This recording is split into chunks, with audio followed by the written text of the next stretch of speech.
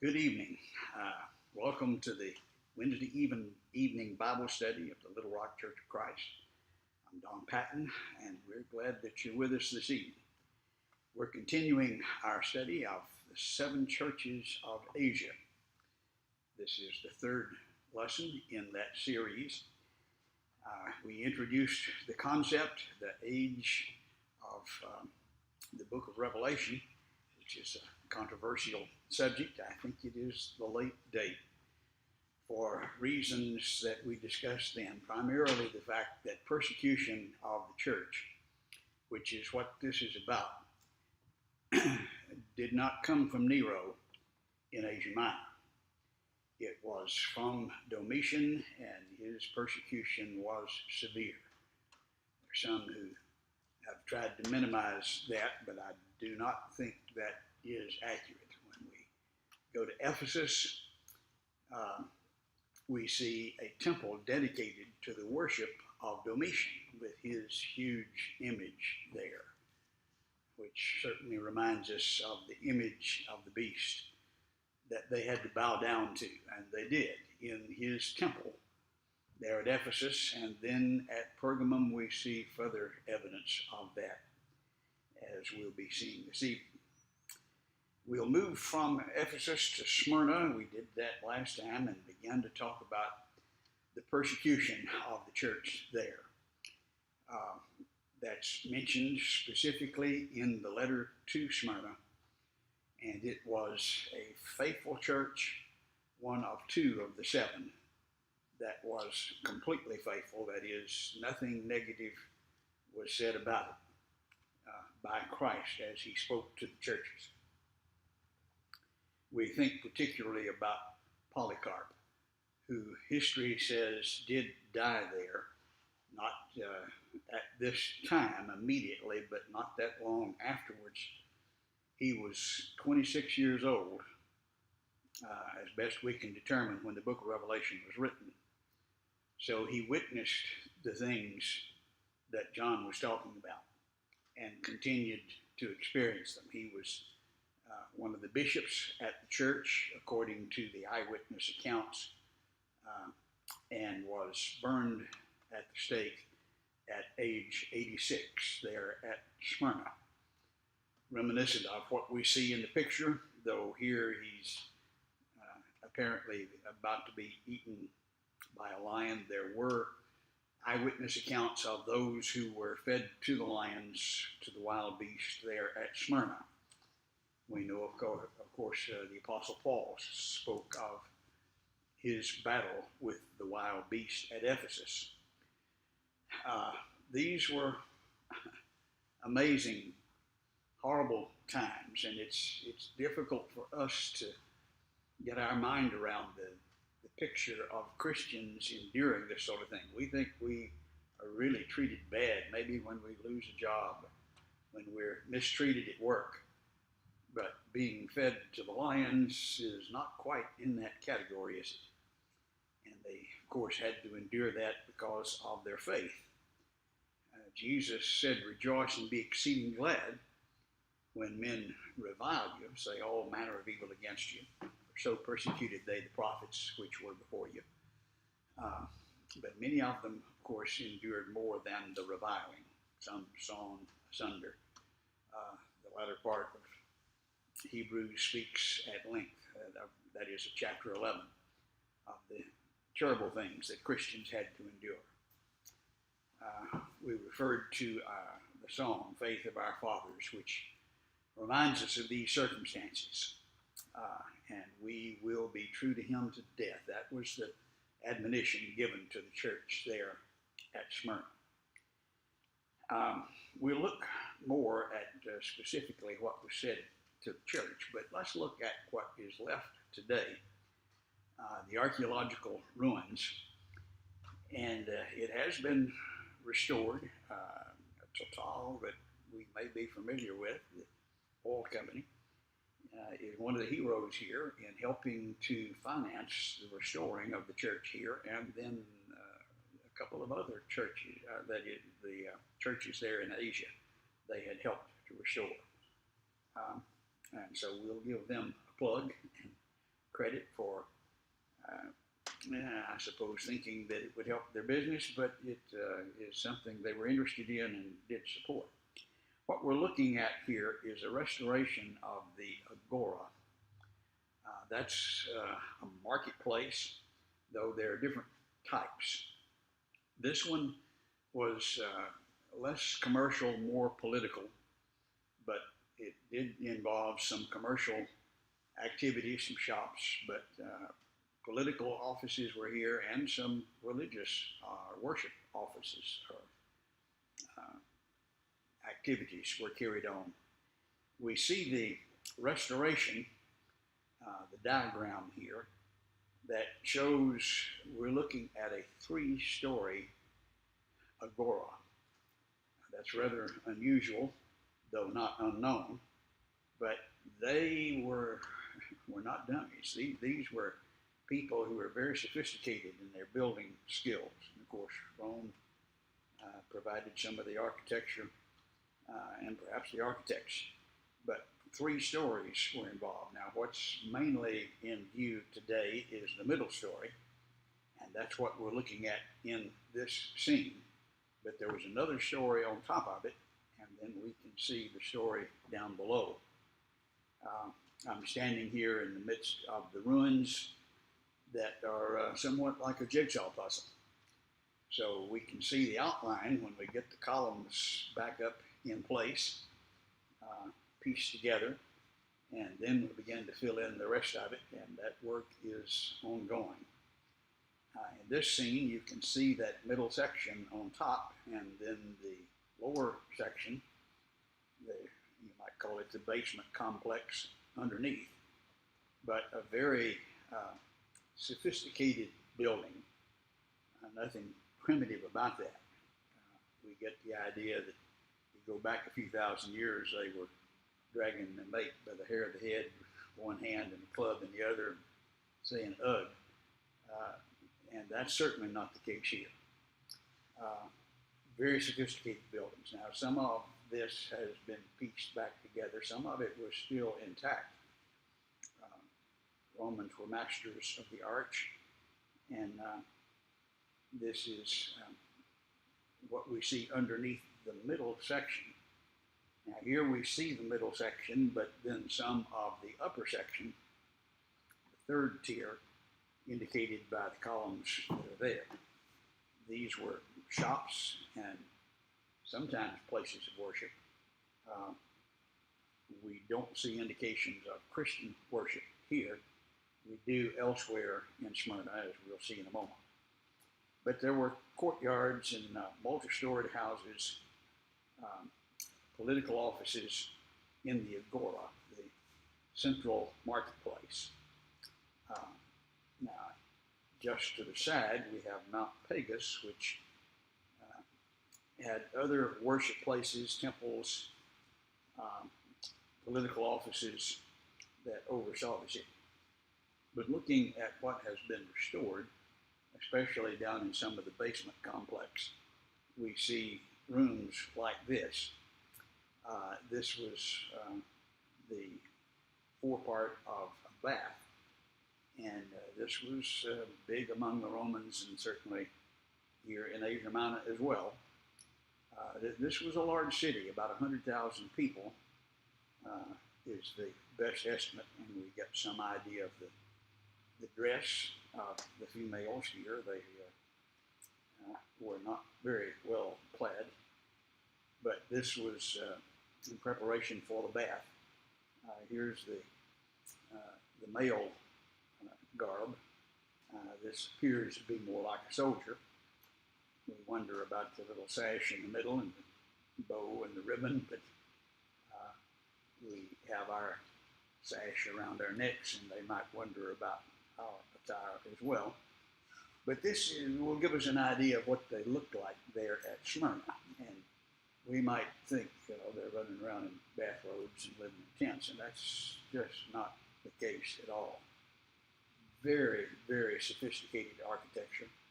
And then up on Mount Pagus, you see this structure, and you look at that and you say, what in the world is this? see the ground over it. This is the structure underneath. Uh, these are cisterns. This was like a big water tower, but very sophisticated and able to control the flow. Well, this is up on top of the mountain. Turn on an electric pump and get the water. How do you get the water up to the cistern? Well, you use a siphon, and it was a very sophisticated siphon as well. That was almost 1,000 feet, not quite, but almost. That the water had to be raised up to fill the cistern, and then it supplied the running water for the whole city, 100,000 people. Did you know this kind of sophisticated architecture was typical of what you see in the New Testament times? When you go to Jerusalem, you see the underground cisterns and the water systems, the tunnels and siphons that come all the way from Hebron up to the Temple Mount.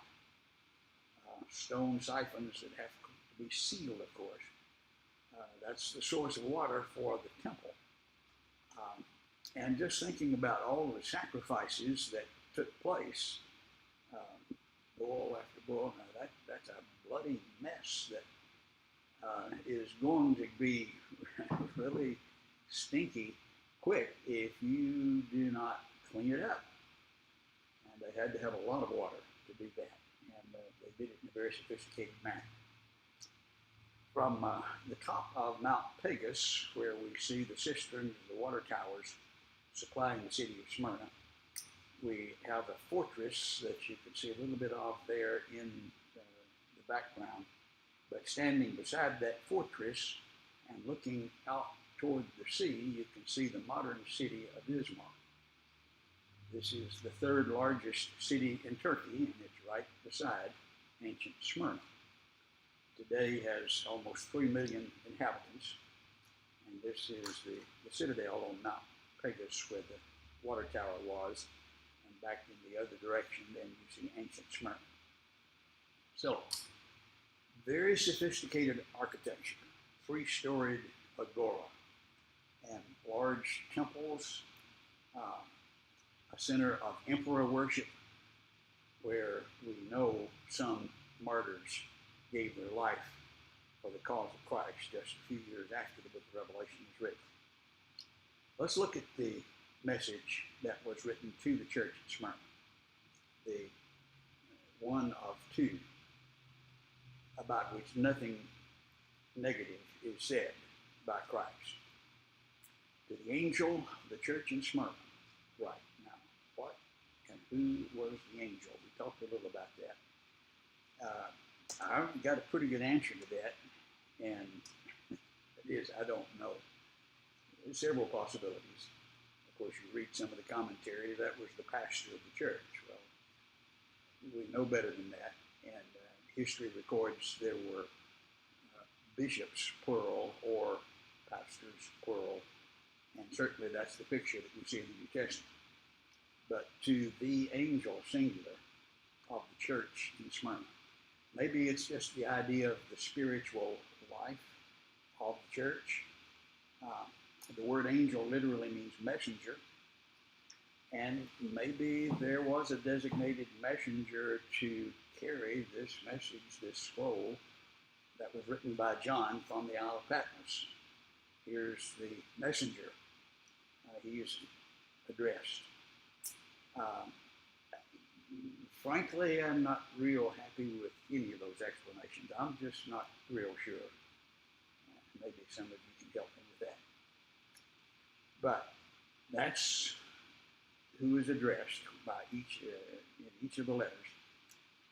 He is to write to that individual, that angel, messenger. The first and the last who was dead and has come to life. Now, the first and the last is a designation that you see referring to Christ several times. The Alpha, the Omega is a similar thought, but it doesn't begin here. We see Isaiah referring to God as the first and the last.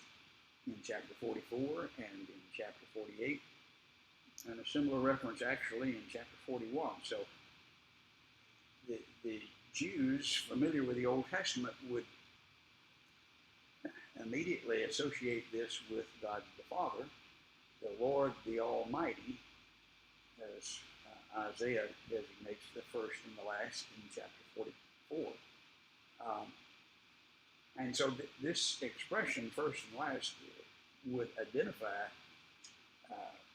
divinity in equal power and authority with God, ascribed to Christ, who is speaking to the churches. He is there in the midst. He holds the stars in his hand. He sees with penetrating eyes. He has the feet of burnished brass that treads in judgment. Here is the authority of the Almighty God, who is right there with him and sees and begins each letter saying, I know. The first and the last, who was dead and who has come to life. Now that would have significance to those who had loved ones who they saw die, who had been martyred for the cause of Christ. And it is mentioned as the faithful witness that we'll see from Pergamum. Others, he said, would be, they died. Okay, how do you feel about that? How do you react to that? Well, here's one who died, and he's alive, and he's the first fruits. So perhaps that's the emphasis here. Just the idea that he has come back to life is a demonstration of his power. Paul says he is declared to be the Son of God by the resurrection.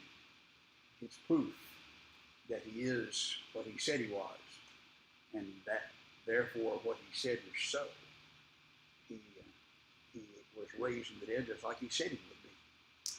So all of those thoughts would be emphasized as he uses this to identify the one from whom the message comes. That individual, the first and the last, the one who was dead, who's now alive, says, I know your tribulation and your poverty, but you are rich, and the blasphemy of those who say they're Jews and are not, but are a synagogue of Satan. Several interesting descriptions here. But again, he begins, I know always. The tendency is to think he's forgotten, he's left, he's no longer here. No, he's right there in the middle of them. And again, I know. And what does that say to us? We're experiencing problems. And Jesus, does he care? Does he know? That's not a question when you read these letters. Yes, he knows. The term tribulation is the same word that we saw back in chapter 1, where John says he was partaker with in the tribulation with them. They were in tribulation. He was there exiled on the Isle of Patmos, as well as partaker in the kingdom. They're in the same sentence. The word tribulation initially, the etymology involves the grinding of wheat. Now we can get carried away with that, and I think we see fallacies sometimes in exegesis when we say, well, here's the original meaning of the word, therefore it has to mean, no, that's not necessarily so. We look at the etymology of some English words and go, wow, that's bizarre. How did we get what we have today out of that? But sometimes it gives some insight. And the idea of the grinding of wheat and the enduring of the terrible things they were enduring does seem to fit. And in addition to the fact they were being ground like wheat, if you please, they were being persecuted for their faith. They were poor. Now, we're not told why. This was a prosperous, wealthy city, We do find descriptions later on in the book where there's discrimination, even when in the midst of plenty, those who are Christians will be discriminated against in business, and they fare with great difficulty economically. I don't know why they were in poverty, but he knows that's typical of that church. Well, they're poor people. You don't worry too much. I mean, that's not much of a church. Would be an attitude we might hear today. Out of the 7 churches, some of them were very wealthy, and Jesus saw that, recognized it. Here's one that was not, but it was one of only 2 that he recognized and commended and had nothing negative to say about. We may look for a prosperous church, a building that's commodious. That's not what the Lord's looking at. He sees beyond that, and when he sees those enduring faithfully in poverty and in tribulation, that's something he appreciates. We need to learn to look like he looks. And James particularly had some very harsh things to say about those who discriminated against the poor. These poor were rich. James shows that juxtaposition in his description. Those who are wealthy will be humiliated, knowing that they're sinners and saved by grace. Those who are poor are made heirs of Christ and are lifted up so that as one's lifted up and the other is demoted, humiliated, they meet in the middle and are absolutely identical in their relationship with Christ. He sees their tribulation, he sees their poverty, and he sees the blasphemy of those who say they're Jews and are not. Jews. What sense were these Jews? I suspect the idea is the spiritual children of God. They say they're God's children, but they're not. Paul uses the term Jew in that sense several times in Romans. And the Jew is the one who has circumcised the heart. It's not the flesh. And it's the true, sincere, dedicated child of God that is truly a Jew. These said they were, but they weren't. Now, we know there was a lot of persecution from those who were physical Jews, and they would blaspheme those who were Christians, and so that would be a possibility here. The term blaspheme simply means to speak against. Well, as a church, they were being spoken against. How terrible. Maybe you ought to just throw up your hands and give up. I don't think the church here at Smyrna thought that way. The Lord is aware of the fact they're being blasphemed. It's not insignificant. When you speak against God's people, this is serious. And Jesus takes note of it. He sees it. That says if you're guilty of that, you would be in serious trouble. But they just say they're children of God. They're really not. But are a synagogue of Satan.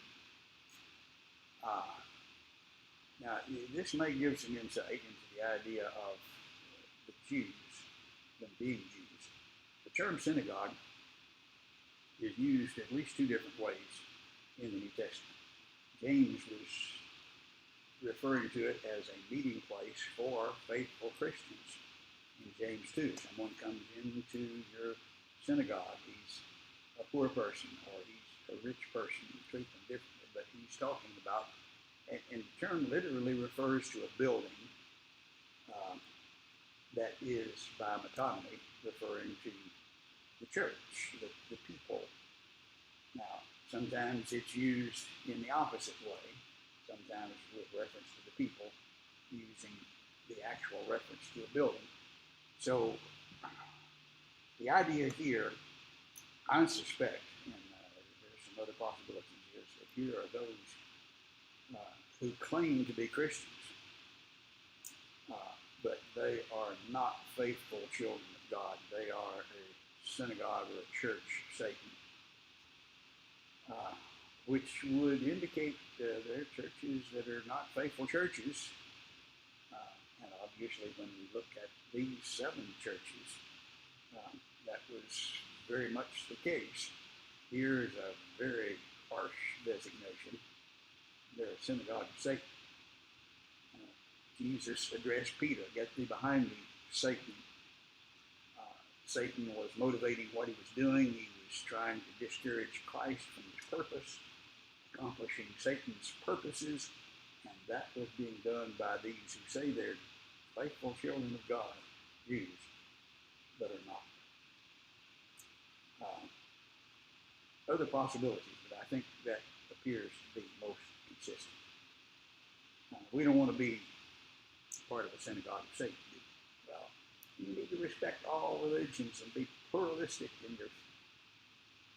You could wind up in a synagogue of Satan that way. Church, meeting place for those who just claim to be children of God, but are not.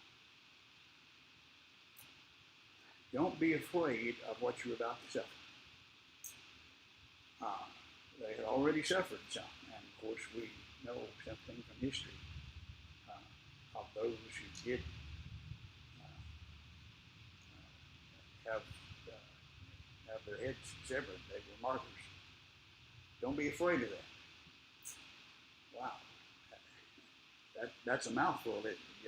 You're going to be killed, but don't be afraid of that. But this is coming from the first and the last, who has the same authority as God, who died and who has been raised from the dead. Don't be afraid that he has more authority to say that than others. He's been there, and he says, no, there's nothing to be afraid of. Certainly it's a challenge, but you're about to suffer severe persecutions. Don't be afraid of it. The devil will throw some of you into prison to test you. This is the result maybe of the blasphemy of those who claim to be Christians, claim to be children of God, and we're just getting hit from all directions. The devil's behind all of it. Well, now this was brother so-and-so that did this. Same thing. The devil is behind it, and the devil is using him, just like the devil is using Peter to discourage Christ. The devil is against the forces that oppose children of God. He will throw some of you into prison, and some of you will lose your head. Some of you will be thrown to the lions. That's coming. But if you remain faithful, even when facing death, I'll give you the crown of life. Now, this is a translation from the New Living Testament, which is not always dependable, but I think gets the idea right here. Somewhat skewed when we quote it as the King James, be faithful unto death.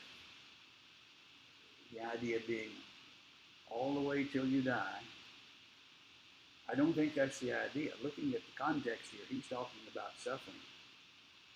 You're about to suffer things, and you will be thrown in, even if they kill you. Fits the context. It's not living long enough to be faithful when you die, or enduring until it is not immediately referred to here, but suffering and suffering even unto death fits exactly what this passage is talking about. You do that, and you receive the crown of life. The picture likely is one that was familiar to them of the one who crossed the finish line as the winner in the athletic contest typical of that day, They were given the laurel wreath, the crown of victory. Uh, that's what you'll receive. They strove hard for that crown. And Paul talks about using that figure as a picture of the Christian life. You run with patience the race. Run as if there's only going to be one who wins. And you won. You are faithful, even if you have to die. And you will receive that crown. Jesus will give it to you as if that's only one getting it. You win the race. You receive the crown from Christ. Somebody will be there to give you, no, Jesus Christ. I will give you the crown. Wow. What a thrill. As the victor crosses the line and now comes the judge of the race, look up, this is Jesus Christ giving you the crown. That day you can be assured of when you're faithful even to the point of death. And these people were the best of time on. He who has an ear, let him hear what the Spirit says to the churches. We talked about that before we began this series. An expression that we find in each of the letters that emphasizes the responsibility to hear. God gave us good ears, and we need to use them. Especially do we have spiritual ears with the capacity to grasp spiritual thoughts. Pay attention. Use them. Don't just frivolously use your time for things that are not significant. Listen to what the Spirit is saying to the churches. Isn't it interesting that it's Jesus Christ that's saying these things? One who died and who is alive, the first and the last. Here's the picture of Christ there in the midst of the lampstand. Hear what the Spirit says to the churches. Well, this is just one example of many where the terms are used interchangeably. God said, Jesus said, the Spirit said, David said, interchangeably. Not any difference as far as the impact is concerned, and it is said to be of God when the inspired man speaks. It is said to be of the Spirit when the inspired man speaks. He who overcomes will not be hurt by the second death. Now, this is an unusual phrase, we die, but then others come will die a second time. The fundamental meaning is a separation of body and spirit. The first death, the second death is a separation from God forever. These will be separated from the glory of his power forever and ever, Paul told those in Thessalonica who do not obey the gospel of the Lord Jesus Christ. Separated from God forever after the body has been separated from the spirit is the second death. That's eternal punishment. But the one who is victorious, you receive that crown, you're the victor, you've won. That is actually a military term. Who overcomes, who wins the battle. You will not be hurt by the second. You don't have to worry about eternal punishment. Those who don't obey the gospel do. But those who are faithful, even if they have to die, who are victorious, who overcome. Well, but you don't know what I had to endure. What kind of forces? Doesn't matter what it is. You are faithful, even if you have to die. That is the attitude you must have to be victorious and to receive that crown and not worry about that second death. All positive things, but of course, exhortation to continue. The second death is a possibility even with this faithful church, but they're continuing, and they need to continue to continue. And that's what Jesus is telling. All right, that's the message to the church at Smyrna. Let's move on to Pergamum. We won't be able to finish, but we'll introduce you to that. And this is one of my favorite sites.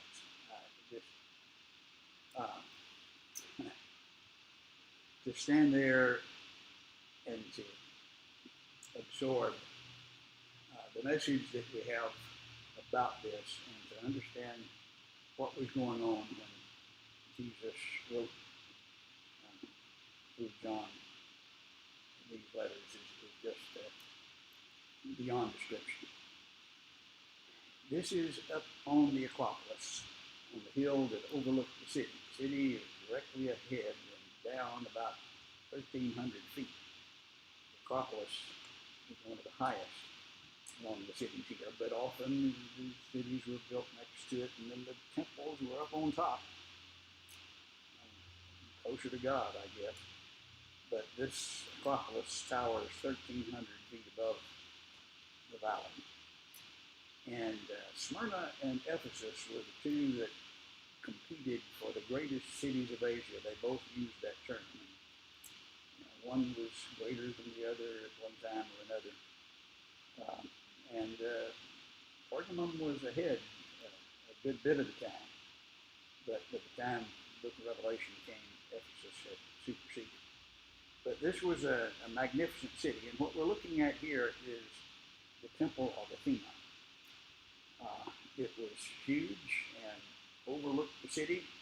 It would be very imposing. It had a colossal statue of Athena right out there in the front of it. Now that tumbled over. They set this back up, of course. Right there in that temple, they don't have the columns up, but, and it was nothing like the Temple of Diana that we looked at last time. That is not as grand. But it was a very sophisticated building, honoring the goddess. And it was also a library. At least 4 rooms of this huge building were full of books, and was probably the second largest library in the world at that time. First was Alexandria, and this would be number 2 behind Alexandria. But not at the time that the book of Revelation was written, because things had gone on before. 41 BC, Mark Antony plundered the library and gave the contents to his girlfriend, Cleopatra. I guess that would be quite an impressive gift. Take the volumes from the second largest library in the world and say, here. But that happened in 41 BC. And prior to that, it was the second largest library in the world. So it's a significant city.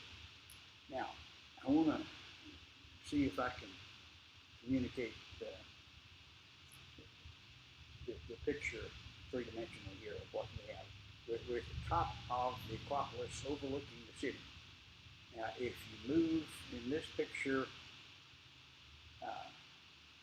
in this direction, over about 50 yards, and then down over the edge, looking down, standing here at the top of the Acropolis, there's an area that juts out that overhangs and dominates the view from below. This is where the altar of Zeus was, and was the center of the emperor worship. I think it's referred to as Satan's throne here in the letter to Pergamum. But emperor worship was centered in Pergamum. It began 29 BC by Augustus, who ordered people to worship him. And so for 50 years, they had been worshiping the emperor here. And that's, of course, what the persecution arose over when they wouldn't bow down to Domitian. Domitian was being worshipped at this spot with the temple of Zeus, which this is not it, this is where it was. It was discovered in the late 1800s and removed and taken away, and you might imagine where it is, but if you don't know, you really never would. It's in Berlin, naturally. What's the Temple of Zeus from Pergamum doing in Berlin? Well, this is a scale model that is depicting what it initially looked like. What was removed is in the museum in Berlin, the Museum of Pergamum, and remember that this colossal statue from the temple we just looked at is also there. It's huge, 117 feet wide, 110 feet deep, 40 feet tall, with a frieze that goes around it, over 300 feet long. Unfortunately, the museum is closed today. It closed in 2016. And, well, I did get a brief visit, but it was in the process of closing. It won't open again until 2023, 8-year planned restoration. They're rebuilding the building around it. You see a little bit of the frieze here, very ornate battle scenes. But that's what stood right here and overlooked the city of Pergamum. It was the altar of Zeus, where they would offer sacrifices to Zeus in the name of the emperor, and with the image of the emperor, they had to worship, or else. Now, that's a pretty impressive spot. We imagine, it goes on to describe in the letter, Antipas, my faithful witness, has died among them. He may have been standing right there where he was required to pledge allegiance to worship Domitian and to deny allegiance to Christ. And he died.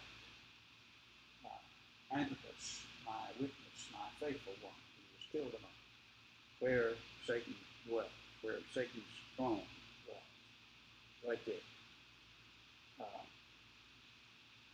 That's a pretty spooky spot to stand there and to think about that. And as we mentioned last time, when you're standing there where you know Christians' blood was spilled for faith, it just has a special feeling. Where we sang, faith of our fathers, holy faith, will be true to thee till death. This is a good place to sing that. Where Satan's throne was. I don't think it did any good. I did spit on it when I left. But it's a horrible place, the center of worship of Satan. Also, up on the Acropolis, back on the other side of the Temple of Athena that we looked at, is the Temple of Trajan. Now, Trajan was the successor of Domitian, who was then succeeded by Hadrian, and Hadrian is the one who built this temple to honor Trajan, to worship him, and they did worship him, and this was the image. We've got my head up here on top. And we've got people today that are very interested in defacing monuments, and they're a little behind the times. This was going on in Roman times. And when the emperor died that they didn't like, though, they didn't really topple the statue. They just took his head off and replaced it with another head, the next emperor. And so you have an economy of monuments there. But this first had Trajan's head and then Hadrian's head. And they're made life-size and a half, so everybody knows they're more than human. But that's the temple that was built to to worship the emperor. Now, as you read the rest of the book of Revelation, you see that plays the key part. You understand they were being required to do this. When they didn't, they were killed. And God's promising deliverance from that persecution. And I believe that persecuting element of the Roman Empire ended within 30 years of this writing. It didn't feel like it. It didn't seem like it at the time. They seemed so powerful. You stand there in the city and you look up and there is this huge altar of Zeus that's now in Berlin, standing there looking at you. And in the shadow of that structure, monument, you have to live your life. Tends to keep things in perspective if you're a Christian. Satan is always there, always trying to tempt. And there's always a threat. And you have to be faithful no matter what. We'll look some more. There's a huge theater here, the steepest in the area. That's it hold about 10,000, but again, a very sophisticated city. And we'll look more at that, Lord willing, next time. We're glad you're with us tonight. Let's conclude our service with a word of prayer. Holy Father, we praise your majesty and your glory. We're so thankful for your revelation that gives us insights into these faithful brethren who stood fast, no matter what the opposition. Help us, Father, to follow the faith of our fathers that lives still today, that we may be faithful unto you, even if we have to die. In our Savior's name we pray. Amen.